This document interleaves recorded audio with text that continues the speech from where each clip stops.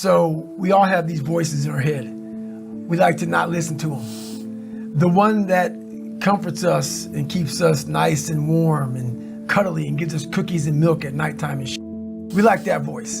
That voice, the one we want to always hear, which is why people don't like to listen to me a lot. Some people do, some people don't. The only thing that changes you is being real. So basically, you know, I had to have the courage to go back in it because nothing was getting done. I kept on going to that nice cuddly voice in my head saying, you know what? You don't need to do this. That's too much work, man. You've earned this. You deserve this. And that mentality got me to 297 pounds, fat, out of shape. To me, a loser. To me, making $1,000 a month and making a ton of mistakes. Because mistakes happen on the easy side of life. You take the easy road, the easy path, there's a lot of mistakes over there. The hard journey, you don't make too many mistakes over here because it's too hard. You don't want to repeat it. So it's challenging. It's more important to own your weaknesses. You got to really triple down on those, man. Because why? You want to become a full human being. We like to run away from weaknesses. Like for instance, if you're good at running, all you want to do is run. If you're great at reading, you have several books. But we don't do those things that we're not good at. So for me, I realized, man, like I keep on running away from these things I'm not good at. I have to dive into these things. I have to become one with these things. And that's what happened. And so I own them both. Yeah. And I talk very openly about them both. Every day I'm winning. Every day I'm winning the other voice in my head. So I'm at peace with myself. The things I do for fun are like me bettering myself. Yeah. I love sports. I love watching sports, but I also love accomplishing and overcoming myself every day. Because every day is a battle. Every day is a battle because your mind wants to choose the path of least resistance. Every day. But you don't become better by ever doing that. You become normal. And I don't want to be normal. So it may not be a life for everybody, but I find a lot of peace in not being normal in my life. Your mind is still soft. It's hard for me to respect people who are able to come into that world and leave. This is a lifestyle, man. And people wonder, why am I not achieving more? And we wonder, why don't I have drive anymore? Where is it all at? If you don't develop a routine of suffering, not like go out and kill yourself every day, it's being uncomfortable. That keeps you hungry every day. If you live in your victories for so long and say, I'm going to go challenge myself for 30 days or for 2 weeks or this one marathon. It ends. I did one marathon. That's why it leaves you. It leaves you because you haven't set up the next obstacle. Obstacles are how you grow. You must continue to have friction. Friction is where growth is at no friction. There's no growth. These people go to the gym. They get big, they get jacked, they can run fast, all that. But the only thing they're doing is you're coding over. The mind, all you're doing is building a bigger, stronger quitter.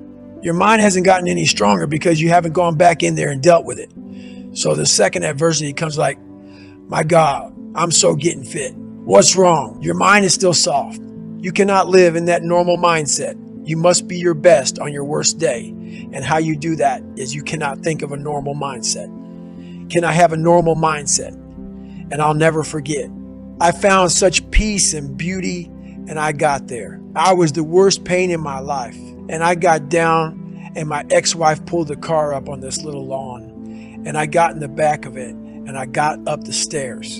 I'm not going to go through the whole story, but I remember laying in the tub, and she put the shower on me, and I ran 101 miles in like 19 hours. And I was like peeing dirt on me, and I'm sitting there, and I'm jackhammering, and my body is just the most broken it's ever been, even to this day. And this feeling came over me, call it crazy if you want, but very few people, I guarantee you've ever felt this before, to push themselves so far outside of what they thought was even possible, even for me.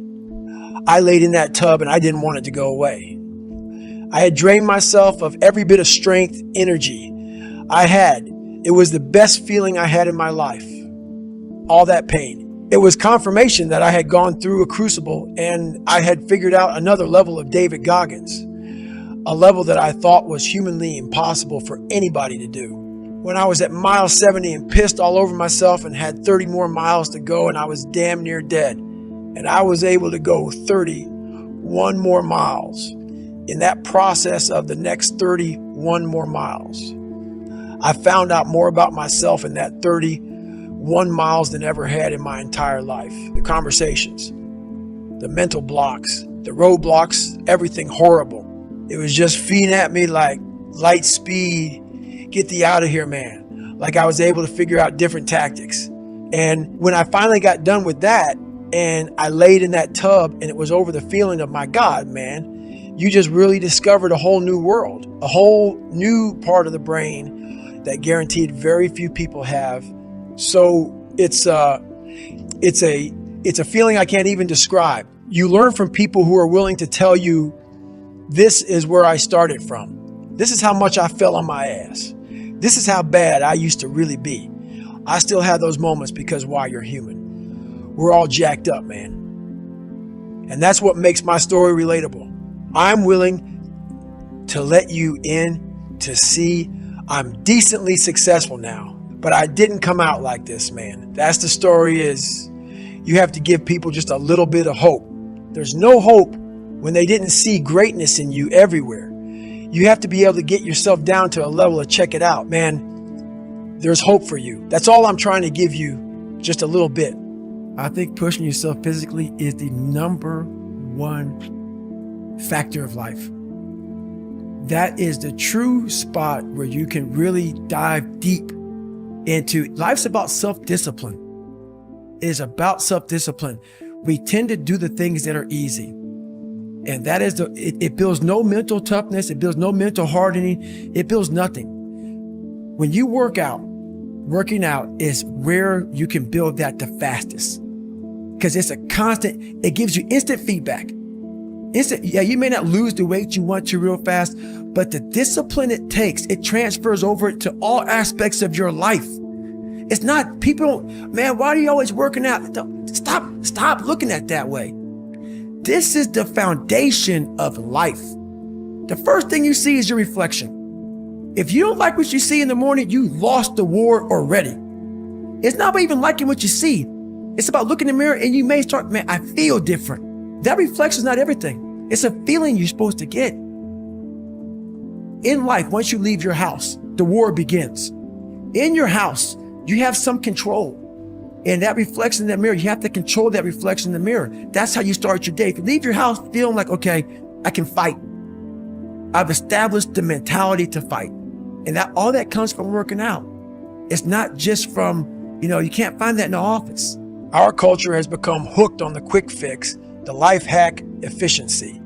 Everyone is on the hunt for that simple action algorithm that nets maximum profit with the least amount of effort.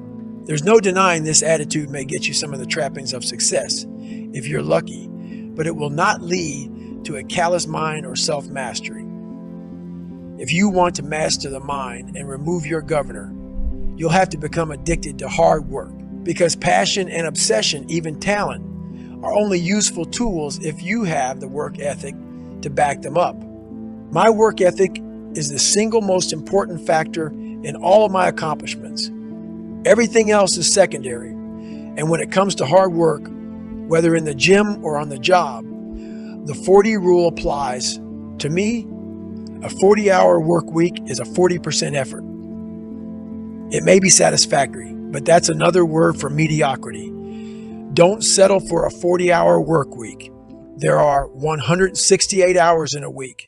That means you have the hours to put in that extra time at work without skimping on your exercise. It means streamlining your nutrition, spending quality time with your wife and kids. It means scheduling your life like you're on a 24-hour mission every single day. The number one excuse I hear from people as to why they don't work out as much as they want to is that they don't have time. Look, we all have work obligations. None of us want to lose sleep, and you'll need time with the family or they'll trip the fuck out. I get it. And if that's your situation, you must win the morning. When I was full-time with the SEALs, I maximized the dark hours before dawn. When my wife was sleeping, I would bang out a 6 to 10 mile run. My gear was all laid out the night before. My lunch was packed, and my work clothes were in my locker at work, where I'd shower before my day started at 7:30 a.m. On a typical day, I'd be out the door for my run just after 4 a.m. and back by 5:15 a.m. Since that wasn't enough for me, and because we only owned one car, I rode my bike. I finally got my own 25 miles to work. I'd work from 7:30 a.m. to noon and eat at my desk before or after my lunch break. During the lunch hour, I'd hit the gym or do a 4 to 6 mile beach run, work the afternoon shift, and hop on my bike for the 25-mile ride home. By the time I was home at 7 p.m., I'd have run about 15 miles, rock 50 miles on the bike, and put in a full day at the office. I was always home for dinner and in bed by 10 p.m., so I could do it all over again the next day. On Saturdays, I'd sleep in until 7 a.m., hit a 3-hour workout, and spend the rest of the weekend with Kate. If I didn't have a race, Sundays were my active recovery days. I'd do an easy ride at a low heart rate, keeping my pulse below 110 beats per minute to stimulate healthy blood flow. Maybe you think I'm a special case or an obsessive maniac. Fine, I won't argue with you. But what about my friend Mike? He's a big-time financial advisor in New York City. His job is high pressure, and his workday is a hell of a lot longer than 8 hours. He has a wife and 2 kids, and he's an ultra runner. Here's how he does it. He wakes up at 4 a.m. Every weekday, runs 60 to 90 minutes each morning while his family is still snoozing, rides a bike to work and back, and does a quick 30-minute treadmill run after he gets home. He goes out for longer runs on weekends, but he minimizes its impact on his family obligations. He's high-powered, wealthy as and could easily maintain his status quo with less effort and enjoy the sweet fruits of his labors. But he finds a way to stay hard because his labors are his sweetest fruits. And he makes time to get it all in by minimizing the amount of bullshit clogging his schedule. His priorities are clear, and he remains dedicated to his priorities. I'm not talking about general priorities here either. Each hour of his week is dedicated to a particular task, and when that hour shows up in real time, he focuses 100% on that task. That's how I do it too, because that is the only way to minimize wasted hours. Evaluate your life in its totality. We all waste so much time doing meaningless bullshit. We burn hours on social media and watching television, which by the end of the year would add up to entire days and weeks if you tabulated time like you do your taxes. You should, because if you knew the truth, you'd deactivate your Facebook account stat and cut your cable. When you find yourself having frivolous conversations or becoming ensnared in activities that don't better you in any way, move the fuck on. When you're nothing, and change yourself into something like me, you call it happiness, peace, whatever the fuck you want to call it, people are missing exactly what went on with David Goggins. Why don't you smile? I do. But I figured something out. That's why you'll never hear me say I'm missing something. I found it years ago. You find it in the suck. You find it in the suck, and you find it repeatedly in the suck, to the point where you know exactly who you are. Most people are missing something because they don't know who they are. They never examine themselves. They've never done this experiment on themselves. The lab rat, we're all lab rats, but you're also the scientist. You create your own self. Most people are missing something because there's so much trapped in there. I don't even want to say potential. I think that's a word used out too much too. There's so much in you that God or whatever the hell you believe in, or if you're an atheist, in you that you have not unlocked, that you walk around with this gorgeous wife or great husband and all this money. You're like, God, I feel like I'm missing something. Yeah, because it's about 75% of you is still fucking in there. Still chained up because you just didn't want to find your willpower. Didn't want to find your soul, your will, your heart, your determination, your guts, your courage. And what that looks like, it looks scary. Like your little scary lab I went in. Scary. To wake up every day and say, I'm stupid, but I want to figure out a way to be smarter. Versus saying, man, I just can't do that. So you limit this box. So your box becomes so small of things you can do. My box wasn't even a box. It was a fucking little pinhole. And then through examining myself, getting some willpower, some courage, it became bigger than this table. But that's what we all do. That's why I wanted to come here today and talk to you about real shit. Not no fucking like hacks. There's no hacks, bro. It's you against you. You against you. And if you misunderstand that, you have a real problem. A real problem. I can understand you misunderstand me running down the street, shirt off. I can get it. I get it. If you misunderstand what I'm saying right now today, the problem is you. And you don't want to fix it.